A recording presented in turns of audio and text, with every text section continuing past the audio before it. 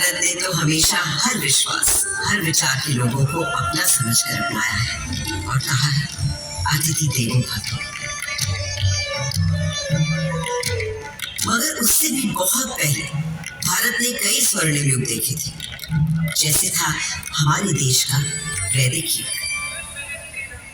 सरित सरस्वती नदी के तीर बैठे जब ऋषि मुनि गंभीर, समिधारा गई आहुति और यज्ञ, तपस्या कर हुए सब प्रज्ञ, रचने लगे वो वेद पुराण, ऋग अथर्व यजुर और साम, शोध किए सब जीवन तत्व, खोज निकला प्रकृति का सत्व, जीवात्मा परमात्मा है एक, माया भ्रम से लगे अनेक, आत्मा अजर अमर अछेद, अनादि अनंत अखंड अभेद। वेदों को रचने वाले इन ऋषियों ने दुनिया को जीवात्मा, आत्मा, परमात्मा की जिस एक की बात हमें सिखाई थी, उसी को श्री कृष्ण ने धर्म क्षेत्र कुरुक्षेत्र की युद्ध भूमि में अर्जुन को सिखाया था। जैसे पुराने कपड़ों को उतारकर मनुष्य नए कपड़े पहन लेता है, उसी प्रकार आत्मा भी पुराने शरीर को त्याग कर नया शरीर धारण करती है। इस आत्मा को ना तो शस्त्र काट सकता है और ना आग इसे जला सकती है, ना इसे पानी भिगा सकता है और ना ही हवा उसे सुखा सकती है। तब से आज तक आत्मा की संस्कृति भारतीय संस्कृति की आत्मा है और ओम की ध्वनि उस परम ब्रह्म का स्वर।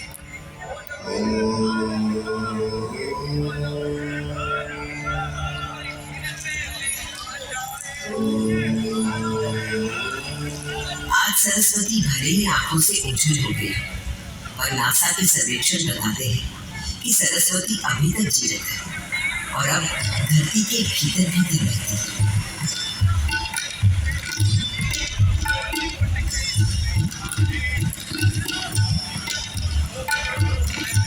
मेरे देश की शुरुआत तो उस वैदिक युग से भी पहले की।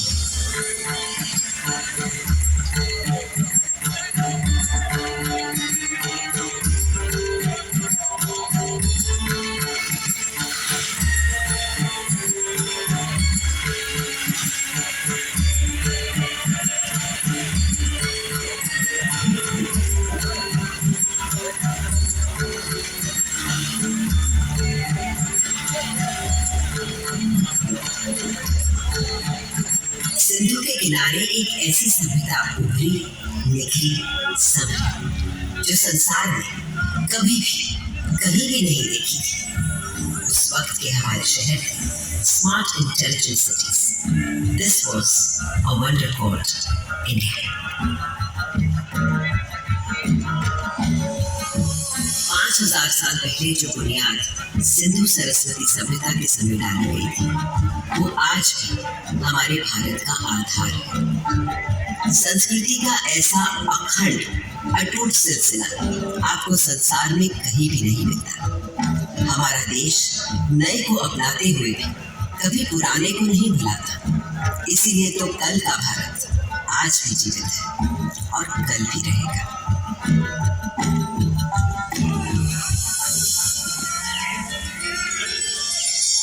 एक और बड़ी विशेषता है मेरे भारत की, सत्य की खोज। भारत नाम का अर्थ ही है हाँ, यानी प्रकाश, और उसकी खोज में लगा हुआ व्यक्ति। प्रकाश यानी सत्य की खोज में केवल योगी, मुनि, ऋषि ही नहीं, सुख सुविधा में पले बड़े राजा राजकुमार भी किसी से कम नहीं रहे।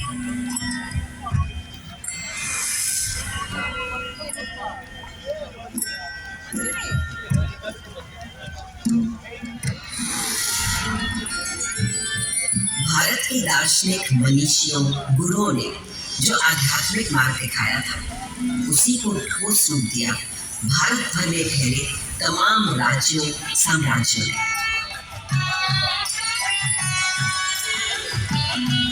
दूसरी तरफ से हमारे अभूतपूर्व वैज्ञानिक, गणितज्ञ, खगोल शास्त्री और वैद्य हजारों बरस पहले पृथ्वी की परिधि की सही नाप, मंगल और चंद्र तक का फासला और धरती से सूर्य की बराबर दूरी, सब बिना किसी दूरबीन या उपग्रह का सहारा लिए, केवल अपनी गणित, बीजगणित, ज्यामिति और खगोल ज्ञान से। ये उन्हीं पुरातन खगोल शास्त्रियों से मिले संस्कार हैं कि आज भारत अंतरिक्ष अन्वेषण में एक अग्रणी देश है। सहस्त्राब्दियों पहले गणादि आदि गुरु थे अणु को पहचानने वाले। फिर क्या आश्चर्य है कि नई दुनिया में अणु शक्ति को साधने वाले देशों में हम हमेशा आगे रहे। योग में तन से मन और मन से आध्यात्म के योग के सूत्र ढूंढने का रहे थे पतंजलि जैसे ऋषि। और आज 21 जून पूरा विश्व योग दिवस मनाता है।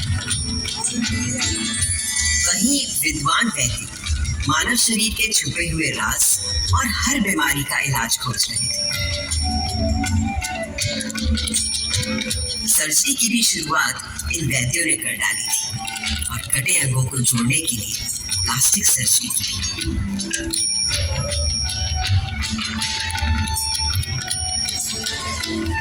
इन भारतीय वैद्यों से मिली प्रेरणा ही तो है कि कोविड आने पर आत्मनिर्भर भारत ने कुछ ही महीनों में खुद बीमारी का टीका बनाकर 1 साल के अंदर टीके लगा डाले।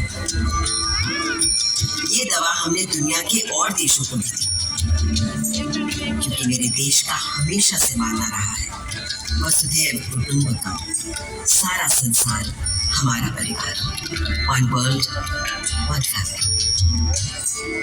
तभी से भारत सोने की चिड़िया कहलाता था और यहाँ का बेहतरीन बेशकीमती बेमिसाल माल और हिंदुस्तानी हुनर कारीगरी के नमूने दुनिया भर में जाते और लोगों को रिझाते थे। संसार को तमाम सामान ही नहीं, शक्ति दर्शन और 4 धर्म देने वाले भारत पर कई लोगों की बुरी नजर लगी हुई थी। मगर जब विदेशी हमलावरों या किसी आतताई ने मेरी मातृभूमि के मूल्यों, धर्म और संस्कृति पर हमला किया तो माँ की लाज बचाने मुंह तोड़ जवाब दिया भारत के जाबाजों ने। इसकी किसके नाम है? जैसे जरा याद कीजिए मेरी दिल्ली की पृथ्वीराज चौहान का पराक्रम। राजा पृथ्वीराज चौहान वीरों में था वीर महान, अजय मेरु से दिल्ली तक फहराता था उसका निशान। 8 बार था किया पराजित जब गजनी से आया गौरी, पर था दुर्भाग्य 9वें युद्ध में टूट गई वो पक्की डोरी। हमारे राजा पृथ्वीराज चौहान को मारने से पहले क्या आप इनका शब्द भेदी बाण का कौशल नहीं देखना चाहेंगे? जब यह बंद आंखों से केवल आवाज सुनकर ही शिकार पर निशाना लगा लेते हैं। ये अंधा क्या निशाना लगाएगा? लगाएंगे महाराज पृथ्वीराज निशाना, बस आप आज्ञा तो दीजिए और दीजिए इनके हाथ में एक धनुष बाण। चलो ये तमाशा भी देख लेते हैं इस काफिर के मारने से बेहतर। दे दो इस अंधे को तीर कमान।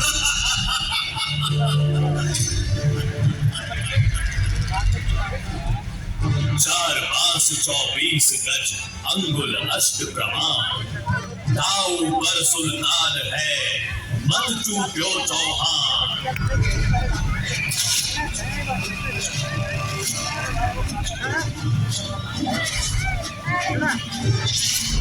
यूं मरकर भी इस राजपूत ने बचा लिया भारत का मान।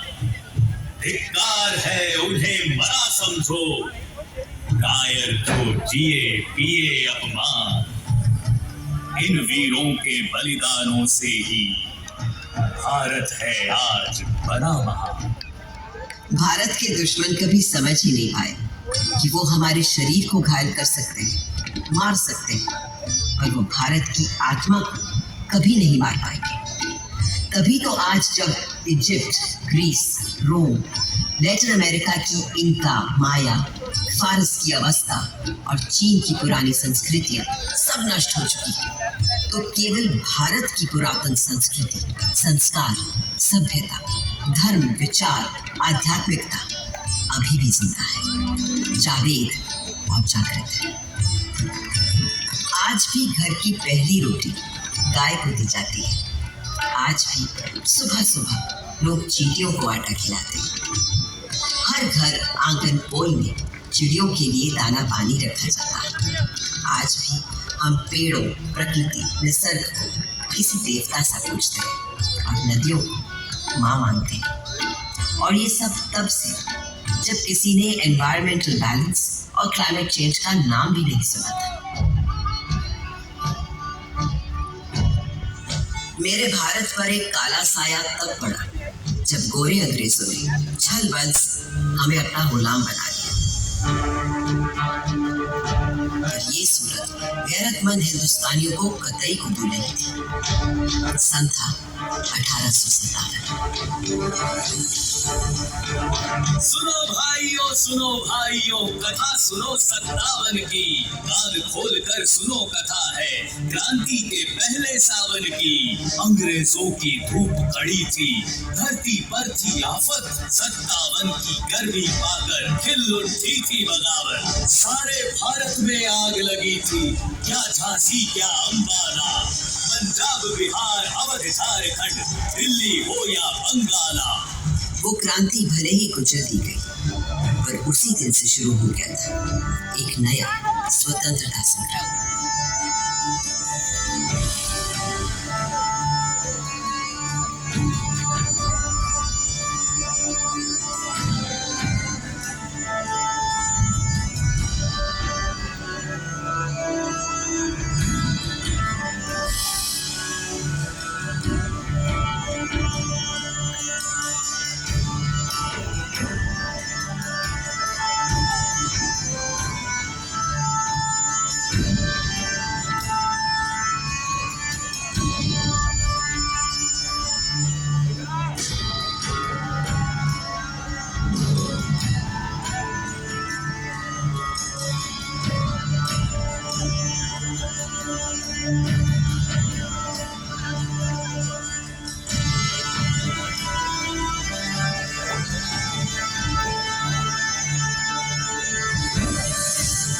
नब्बे साल लंबी जंग आज़ादी के बाद जब मेरे भारत ने 15 अगस्त 1947 स्वतंत्रता पाई, तो उस दिन सदियों की गुलामी के बाद मेरे लाल किले पर आज़ाद भारत का परचम लहराया गया था। उस दिन से आज तक देश के 14 प्रधानमंत्री हर वर्ष स्वतंत्रता दिवस को यहाँ आते हैं और जब देश का गौरवशाली तिरंगा फहराते हैं तो मैं गर्व से और तन जाती हूँ। नवभारत ने था गढ़ डाला संवेशी एक खरा संविधान। सब जनगण को अधिकार दिए, थी अपने देश की सोच महान। जब भूख लगी तो हरित क्रांति कर भंडारे भर गए किसान। शक्ति ऊर्जा के पूरण को अणुतोड़ गए अपने विद्वान। देश की रक्षा करने को मुस्तैद हैं अपने वीर जवान।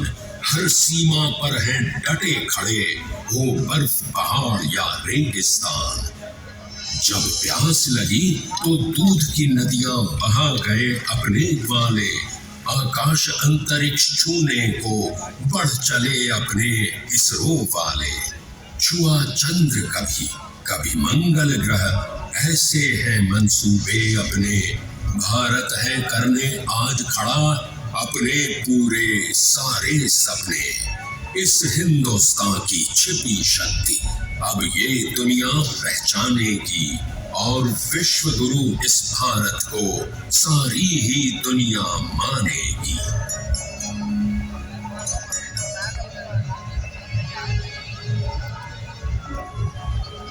400 सालों में मैंने बहुत कुछ बदलते देखा है, पर जिस तेजी से अपने देश में बदलाव आज मैं देख रही हूँ वो अद्भुत है, अद्वितीय है। और मुझे विश्वास है भारत एक ऐसा उन्नत, विकसित, उज्ज्वलित भारत होगा जिसे शायद मैं भी पहचान नहीं पाऊंगी।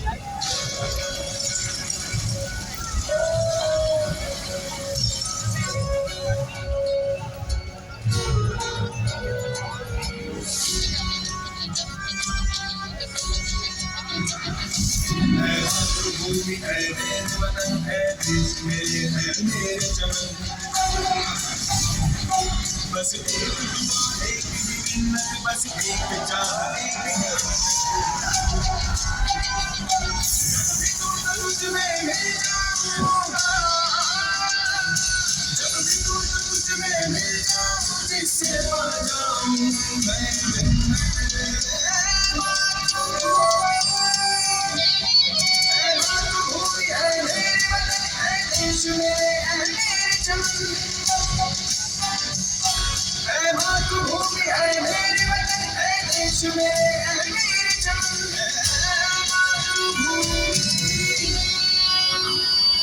जब पुनर्जन्म हो फिर मेरा फिर तेरी कोख से मैं जन्मूं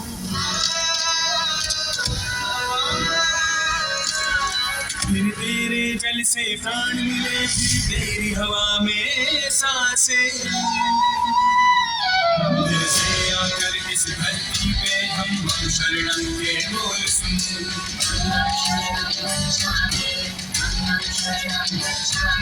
शांति अहिंसा और सत्य के शुभ रास्ते पर ही मैं चलूं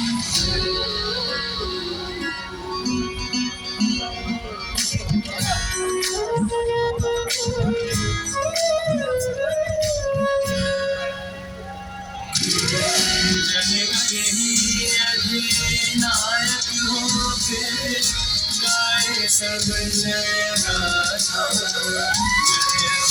जय हो की वाणी से ओ मातृभूमि का चाहता जय मातृभूमि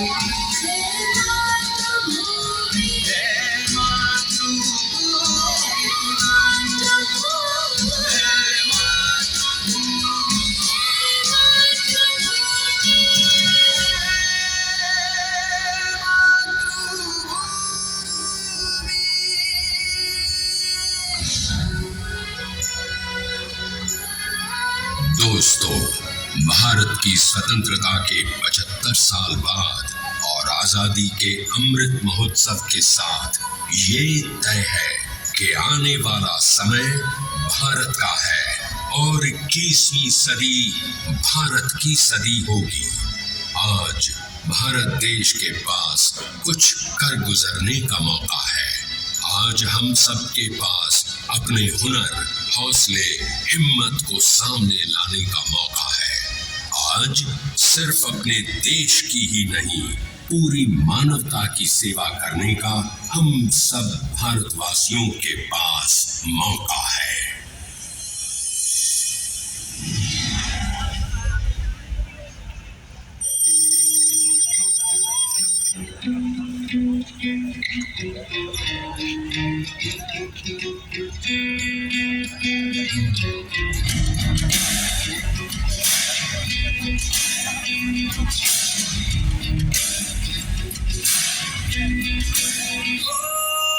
लगा के सीढ़ी चढ़े चांद पे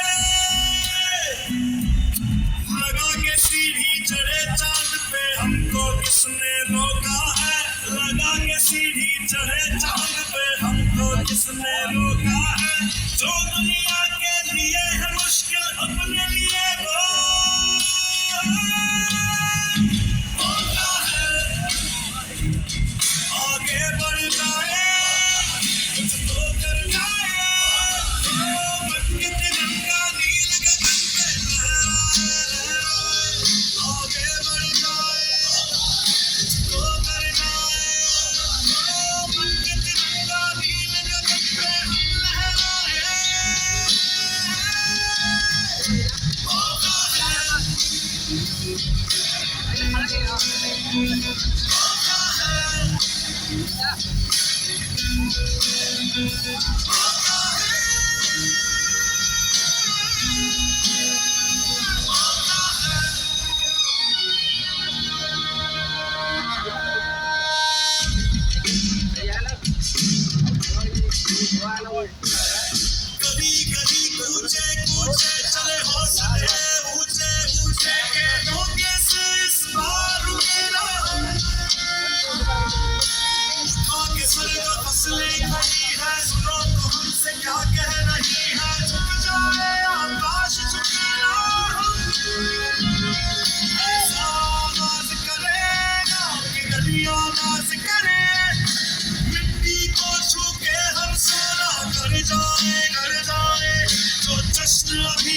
जो शिखर अभी तक छुआ चल वो छुआ है हाँ वो छुआ है मौका है मौका है मौका